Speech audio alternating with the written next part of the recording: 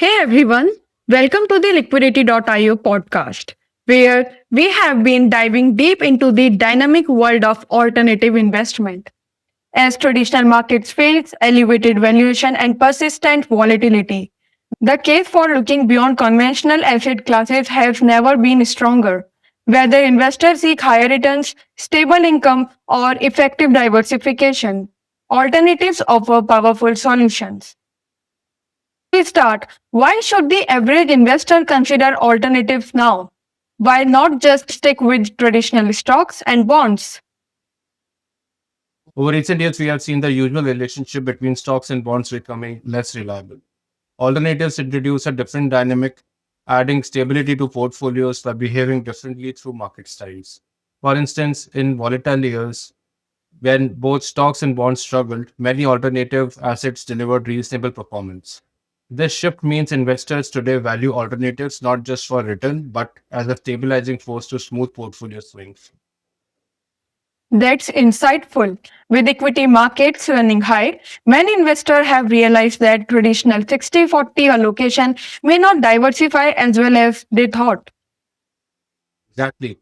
Fixed income markets are undergoing a structural shift, influencing equity valuations and limiting traditional income opportunities. Alternatives like infrastructure stand out because their income streams often linked to inflation and essential services rather than just interest rate changes. This inflation linked stable income from regulated monopolistic assets like utilities provides diversification benefits that traditional bonds don't, which is critical in the current environment. Let's talk infrastructure. Often a new asset class for many investors, what role does it typically play in a portfolio? Infrastructure is fascinating. Unlike many assets, it provides essential services. Think water or electricity, with cash flows regulated to ensure stability and fairness. This creates an income stream resilient to economic ups and downs, usually with some inflation protection. Because these assets are less correlated with traditional stocks and bonds, they add a meaningful layer of portfolio diversification and steady income. And what about real estate? It is another traditional alternative, but seems to face more challenges recently. Real estate is more complex because its cash flows depend on market supply and demand rather than regulation. For example, office buildings have faced headwinds due to remote work shifts. However, sectors like data centers and e-commerce warehouse are booming, driven by changes in how goods are stored and delivered. Real estate investments require a careful approach, considering liquidity and sector-specific dynamics, making them less straightforward but still a vital part of alternative allocations. Private credit has been growing rapidly in alternatives. What's your take on its current state? Private credit's growth is impressive but poses the challenges. It's starting to compete directly with high-yield corporate debt, with spreads tightening across the board. Given that private credit investments are generally less liquid and use leverage, investors should expect a premium return to compensate for these factors. Opportunistic distressed credit strategies, which can arise as rates stay high, may offer better value than broadly syndicated lending. How about private equity and hedge funds? Private equity varies widely.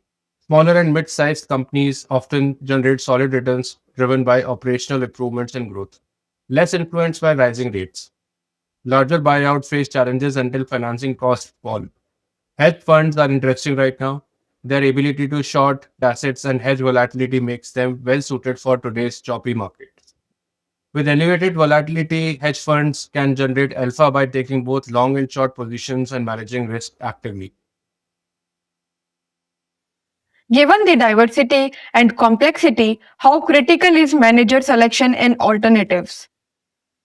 Dispersion in returns among managers can be much wider in alternatives than public markets, particularly in opportunistic and leveraged strategies. Access to specialized high quality managers often determines investor success. The ability to identify skilled operators and niche opportunities is key. Finally, alternatives are not static investments. How should investor approach allocation through changing markets? Alternative allocation should be dynamic, not a set it and forget it approach. Investors may overweight fixed income in some cycles and alternatives in others.